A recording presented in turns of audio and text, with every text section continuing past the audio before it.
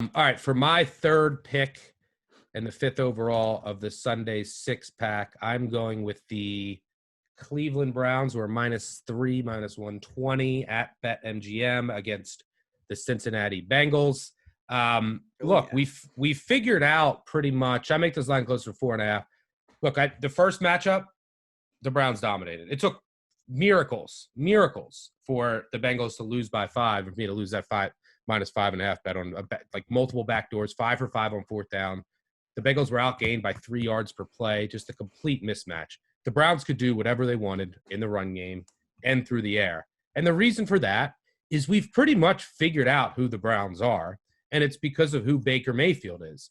The two of the worst performances this year across the NFL have been the Browns against the Steelers and the Ravens. Guess what those two teams do really well? They get pressure. They blitz. They can get where the Steelers can get pressure regardless. And Baker Mayfield under pressure is horrible. Minimum 100 dropbacks this year, been 31 quarterbacks. Baker Mayfield has a quarterback rating of 22.6. Only Teddy Bridgewater is actually worse. In a clean pocket, he's been great. Well, guess what? Against Cincinnati, he should have a clean pocket. You have the Cincinnati defensive line I don't even know who's left.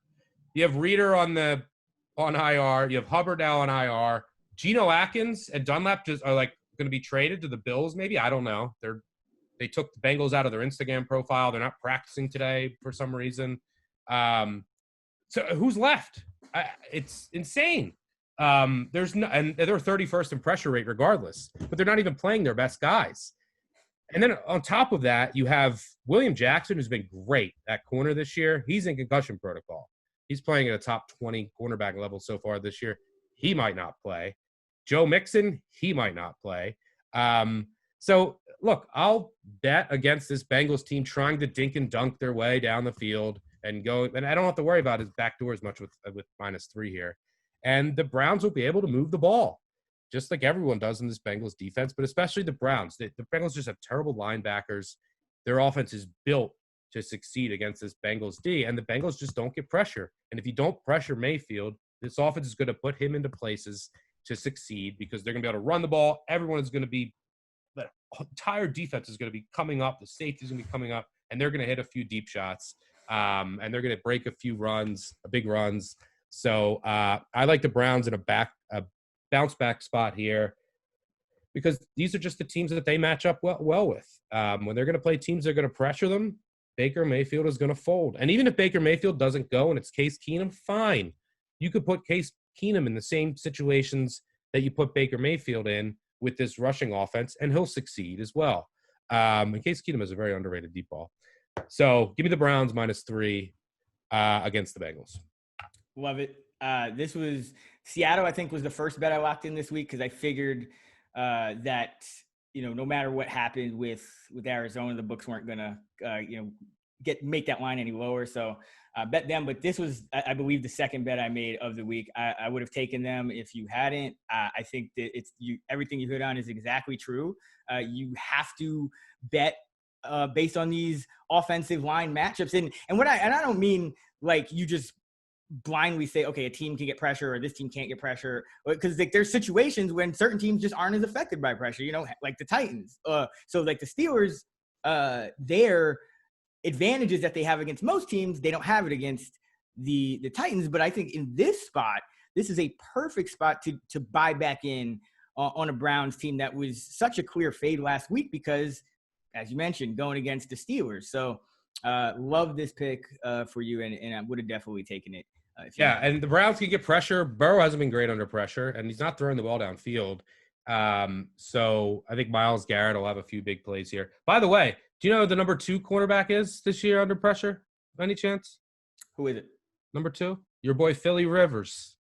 I know. Yeah, he's good when he's not terrible, right? Like it's like that's the thing with Rivers though, man. I guess another dude that I'm probably not going to be betting on this year just because like you don't know what you're going to get with him.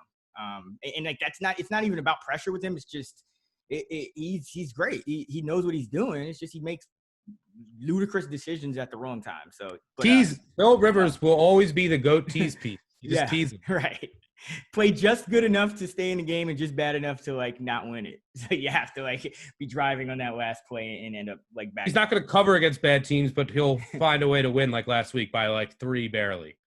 Yeah. I mean, and another thing going in Cleveland's favor, to get back to them real quick, this is not really a road game. I mean, this is, they're in Ohio. It's Cleveland, Cincinnati, not really traveling far. So, you maybe look at this line and say, I don't know, Cleveland is a bigger than a 3, or well, they are 3 now. So at BetMGM, the official odds provider of the podcast, but I don't know, Cleveland coming up this blowout loss, road favorite, but it's not really a road game. So just another thing working in Cleveland's favor this week. And yeah, I expect a big bounce back. I don't think I think Stefanski's still a solid coach, and he's been dealt a kind of below average hand in Baker Mayfield. I actually talk about it.